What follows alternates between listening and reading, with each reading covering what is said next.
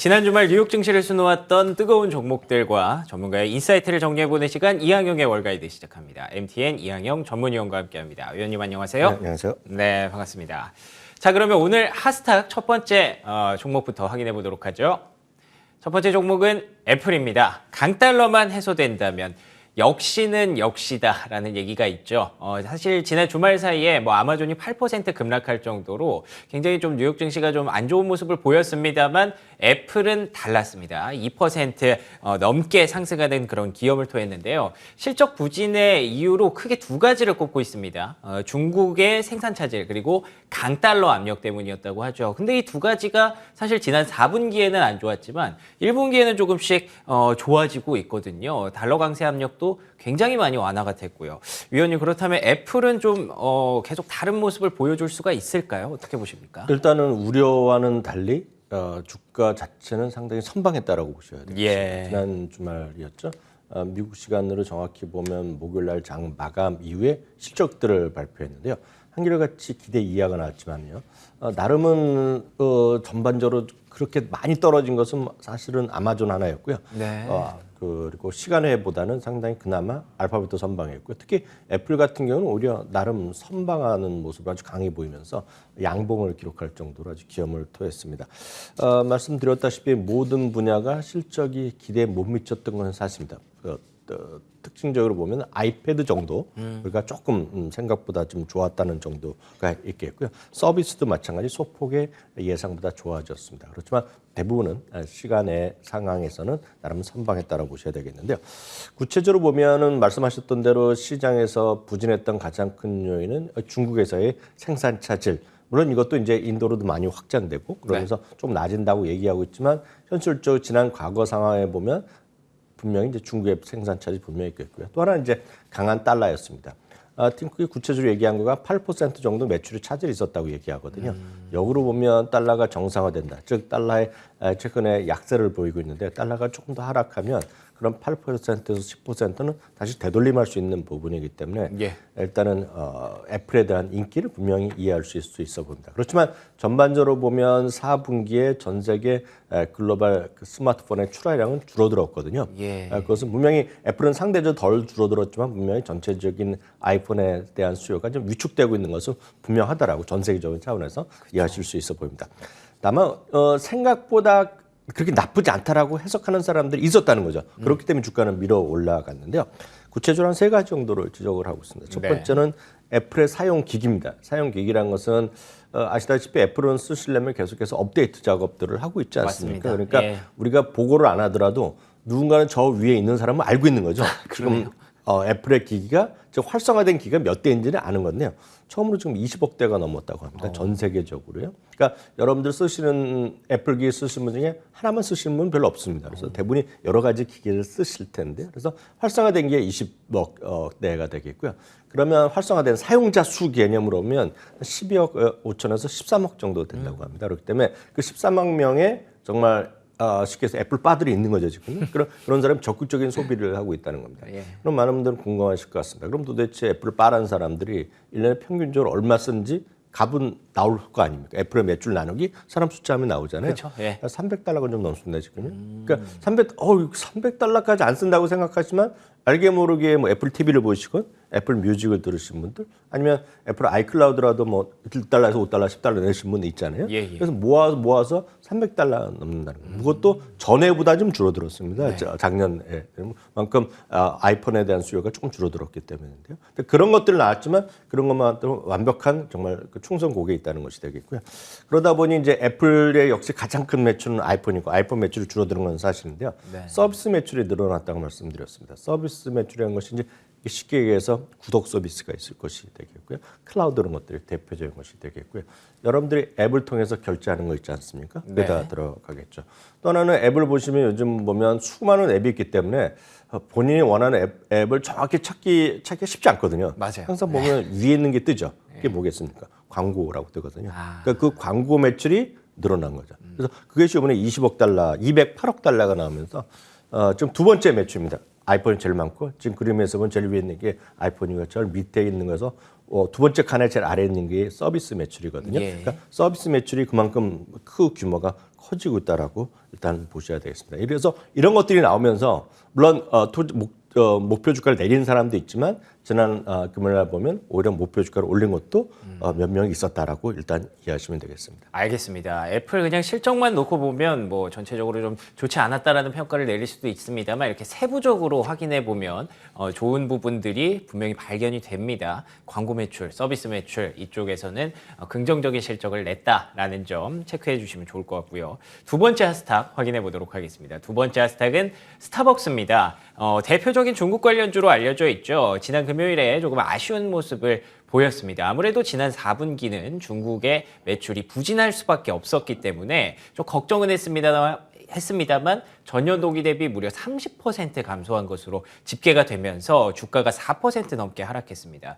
위원님, 근데 사실 중국에서 지금 리오프닝이 생각보다 좀 빠르게 진행되고 있잖아요. 그래서 1분기 기대감은 높았을 것 같은데 주가는 왜 이렇게 반응을 했을까요? 그러니까 12월부터 이제 실제로 이제 오픈된 거 아닙니까? 네네. 중국 사람들이 이제 좀 움직이기 시작한 거죠. 그러다 그쵸. 보니 이제 네. 온전히 반영되지는 않았기 때문에 이런 것들이 앞서 애플도 마찬가지지만 현재 진행되고 있는 분기에서는 회복될 것이라는 기대감이 분명히 있습니다. 다만 어찌 되었건 간에 기대보다 못 미치는 실적이 나왔기 때문에 주가는 4.4%가 떨어졌고요. 예. 특히 이제 그 전 세계 중에서 북미만 선전했습니다. 그래서 북미란 것은 미국과 캐나다만 선전을 했고요. 그 외에 해외에서는 다 부진했는데 역시 말씀하셨던 대로 가장 큰 것은 중국이기 때문에요.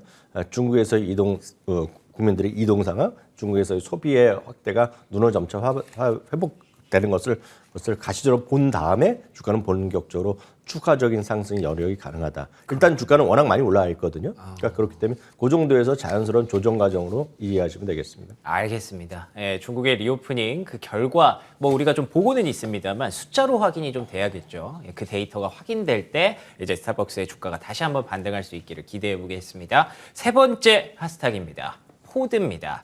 언제까지 반도체 수급탄만 할 거야? 라는 얘기를 제가 좀 적어봤는데요. 지난 금요일에 장중에 10% 넘게 급락할 정도로 큰 폭의 변동성을 나타냈는데 반도체 부족 현상이 지속되면서 공급망과 관련한 비용이 많이 좀 증가했다라는 부분들을 짚었습니다. 근데 아무리 그래도 사실 이익이 90% 정도 급감했다고 제가 확인을 했는데 네. 이게 반도체 탓만 할 수가 있을까요? 반도체도 분명히 영향이 큰 게 있게 있고요. 작년에 아시다시피 미국 전체적인 자동차 판매가 마이너스가 났거든요. 그러니까 그런 영향이 분명히 있었다고 보셔야 되겠습니다. 거기다가 이제 아시다시피 지금 모든 기존의 전기차 회사들이요. 죄송합니다. 기존의 전통적인 자동차 회사라는 것이 예. 이제 내연기관을 하는 자동차인데요. 좀 빠른 속도로 많은 분들이 이미 느끼시겠지만 전기차로 많이 움직이고 있거든요. 그러니까 내연기관에서 돈을 많이 벌어서 전기차로에 돈을 투입을 해는 그런 구조인데 내연기관 자동차 자체의 성장성이 둔화되면 이게 좀 머리가 좀 아픈 구조가 될 수밖에 없다라고 보셔야 되겠습니다. 그런 얘기를 하면서 이제 도이치방크가 중립에서 아예 매도 의견을 투자 의견을 내렸는데요. 매도, 예. 특히 이제 최근에만 보면 포드나 GM 모두 이제 머리가 아플 수밖에 없는 거죠. 테슬라가 이제 지난 금요일날 다시 살짝 2%에서 2.5%씩 모델 Y를 올려놓은 가격을 올렸습니다. 그래서는 다들 아시겠지만 소위 연방 정부에서의 세금 혜택 때문에 가격을 맞추는 거 있다. 보고 나서 확 올린 거거든요. 근데 문제는 전반적으로 20% 가까이가 지금 테슬라 가격을 인하하니까 작년 같은 경우에 보면 특히 연말에 대해서 지금 포드 자동차의 전기차가 판매가 훅 줄어들었거든요. 그것은 결국은 그렇지 않아도 적자인데 가격을 또 맞출 수밖에 없기 때문에 예, 그렇죠. 이런 것들이 지금 선호도가 떨어지는 거죠. 많은 분들이 이제 전기차 하면 나름 작년에 6만 5천 도 정도 팔린 포드의 전기차가 포드 마하거든요. 많이 들어보셨던 포드 마하, 뭐 E 시리즈 이런 것들인데요. 그게 지금 전반적으로 지금 갑자기 안 팔리기 시작하는 거거든요. 지금요. 왜냐하면 가격에서의 차이가 줄어든 거거든요. 모델 경쟁력이 3나 좀 모델 떨어진 Y보다. 거죠. 그러니까 바로 그런 부분이 지금 이런 후발주자, 전기차의 후발주자의 머리 아픈 구간을 그대로 좀 보여주고 있다라고 좀 이해하시면 되겠습니다. 여하튼 전기차를 선호하시는 분의 입장에서 보면 지금 대안을 찾을 일이 굳이 없다. 테슬라면 테슬라고 아니면 아닌 거다라고 일단 저는 뭐 그렇게 말씀드릴 수 있겠네요. 예, 알겠습니다. 굉장히 간단하네요. 테슬라면 테슬라인 거고 아니면 아닌 거다. 예, 이렇게 전기차 업종에 대한 투자 전략까지 한번 확인해 봤는데요. 기타 특징주로 한번 궁금해서 여쭤보고 싶은 게 있었는데 노드스트롬이 라이언 코hen이랑 연결이 되네요. 네, 맞습니다. 쉽게 해서 행동주의 투자자가 들어온 거거든요. 네. 근데 이제 늘 이런 것들은 미국 주식하실 때 유의하셔야 될 것은 그래서 행동주의 투자자가 들어서 좋죠. 주가는 많이 올랐는데요. 그쵸, 예. 얼마나 올랐지는 결국은 노드스트롬의 가치를 보셔야 되겠는데요. 노드스트롬은 진짜 한때의 노드스트롬이거든요.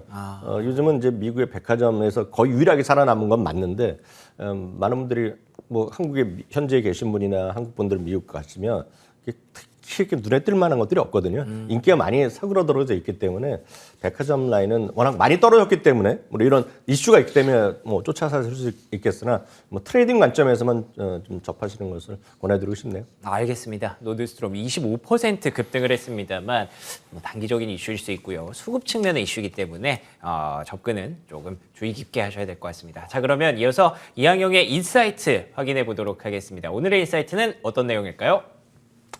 금 투자 방법 A to G. 금 투자, 금값 요즘 계속 올라가고 있죠. 네, 금값이 계속 올라가다가 최근 들어 약간 주춤하고 있는데요. 그래서 전부 다 금도 결국 잇따라서 말씀드렸던 소재나 뭐 산업이랑 비슷한 흐름이 되겠는데요. 네. 결국은 미국의 달러가 고점에서 지금 10% 정도 내려오고 있지 않습니까? 네. 그에 대한 상대적인 어떤 선호도라고 보셔야 되겠고요. 전 세계에서 특히 이머징 국가에서 중앙은행들에서의 금에 대한 확보가 많이 늘어나고 있는 것도 분명하다라고 보셔야 되겠습니다.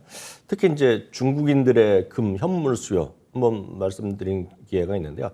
어떤 중국 사람들, 인도 사람들의 금에 대한 선호도는 분명히 많은 분들 이미 들으셨을 텐데 금을 가장 먼저 쓰는 것도 언제 쓰겠습니까? 결혼 때 많이 쓰는 것은 전 세계에 다 같은 현상인데 그동안 한 2년 동안 결혼식을 못했던 중국 사람들이 이제 결혼을 올해 많이 할 거란 얘기죠. 그러네요. 왜냐하면 많은 분들이 이제 느끼실지 모르겠지만 작년 재작년에 우리나라에서 지금 결혼식이 별로 줄었었잖아요. 예, 맞아요. 그래서 많이 늘어나는 건 전 세계인데 특히 중국 사람 작년까지 거의 이동을 못하는 지역이 많았잖아요. 예. 그래서 금에 대한 현물 수요도 늘어나는 것이 현실이라고 보셔야 되겠습니다. 그래서 금은 그러면 얼마만큼 탄력적이어야 되지 않습니까? 사람들이 많이 먹으면 많이 소비를 하면 많이 생산하면 되는데 그건 상식적으로 알아두시면 되는데 금은 연간 캐내는 수량이 연간 3%밖에 안 늘어, 계속 그 정도밖에 늘어나지 않습니다. 네. 그렇기 때문에 금은 그래서 출렁거리는 거거든요.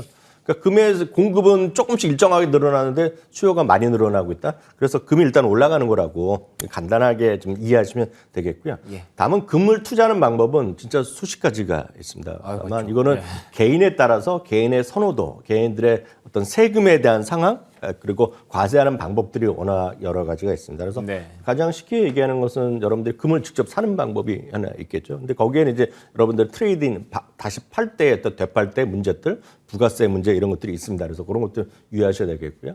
우리나라 몇몇 은행에서 금을 그냥 1g 단위 아니면 1,000원 단위, 몇백 원 단위로 금을 살 수가 있습니다. 금 통장이 있습니다. 근데 거기도 역시 실물로 받을 때는 뭐 세금을 낸다거나 그런 또 금을 팔았을 경우에 또 세금 내는 부분이 있다는 거 아셔야 되겠고요. 또 하나 우리나라도 있지만 금 펀드들을 여러분들 쉽게 은행 가시면 하실 수 있겠고요. 가장 또 편한 것은 우리나라에서 여러분들 증권회사 계좌 다 갖고 계시잖아요. 거기에 KRX 한국거래에서 직접 살 수 있습니다. 그래서 그게 아마 가장 쉽게 사거나 팔 수 있는 물론 현물은 아니지만 예. 금에 노출하는 방법이 되겠고요. 예. 해외 쪽으로 보시면 ETF에서는 금 ETF, 그러니까 금 가격을 그대로 쫓아가는 것 중에 가장 큰 거가 GLD입니다. GLD요. 그렇군요. 그래서 이거가 가장 거래가 많고 전 세계에서 가장 규모가 큰 금 펀드고요. 예. 이건 그냥 금 가격 그대로 쫓아간다고 보시면 되겠습니다. 그래서 금계에 있겠고요.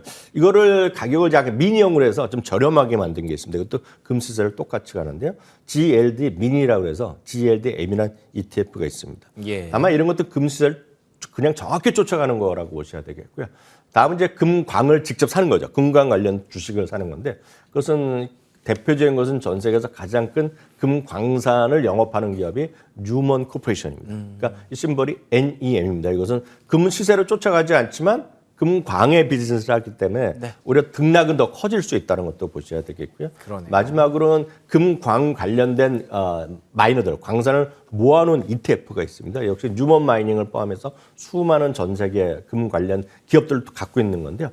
GDX라는 게 있습니다. 예. 그래서 이 다양한 것들을 보시면서 여러분들의 좀 어떤 취향 여러분들의 세금에 대한 문제 이슈를 찾아가시면서 상담을 받아가시면서 여러분들의 금에 관련한 것 장기적으로 분산 투자 관점에서 갖고 가시면 좋을 것 같습니다. 알겠습니다. 지난주에 저희가 이항영의 인사이트에서 산업재, 소재까지 확인을 해봤는데요. 오늘은 또 이제 금까지 얘기를 좀 해주셨습니다. 계속해서 투자의 시각을 좀 넓히자는 측면에서 위원님께서 신경을 좀 써주고 계신 것 같으니까요. 앞으로도 이항영의 월가이드 그리고 인사이트 계속해서 시청해 주시기 바랍니다. 그러면 오늘 이항영의 월가이드 시간은 여기서 마무리하겠습니다. 위원님 오늘도 좋은 말씀 고맙습니다.